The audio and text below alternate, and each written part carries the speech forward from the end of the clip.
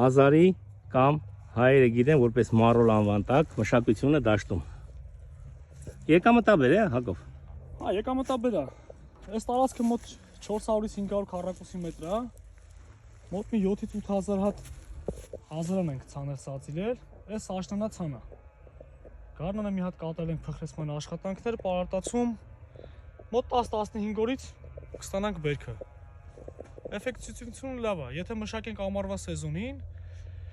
օրինակ եթե ցանցային աշխատանք կատարենք, արևից որովհետև ամռանը չի դիմանում ամռանը շոկ ամռան, էլի, եթե ցանցային աշխատանքներ կատարենք այստեղ, ավելի եկամտաբեր է, քան թե լոլիկ մշակելը կամ ուրիշ։ Իսկ վաճառքի առումով, մինչև որ սեզոնը խորհուրդ կտակ մշակել, որ հետո փոխարինեք այլ կուլտուրայով։ Եթե աշնանը հողատարածքի հետ կապված խնդիր չունես, ուրիշ ինչ-որ մի կուլտուրա երբ որ մշակել ես արդեն պամիդորա, լոլիկան ու բադրջանա, բիբարա, դրանից հետո աշնանավար կարաս կատարես, աշնանը սածիլը կարաս տեղադրես, վաղ գարնանը սկսած եղանակի տաքացումից արդեն եկամուտ կստանաս մինչև մյուս լոլիկ ցանելու ժամանակաշրջանը։ Բայց վաղ բերք ստանալու համար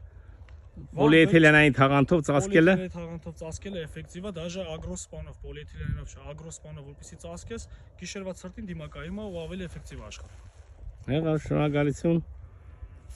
Լավ առողջ են, սրսկել եք։ Հա, ջերմոցը սրսկելուց։ Իսկ ինչ եք սրսկել այստեղ։ Հակա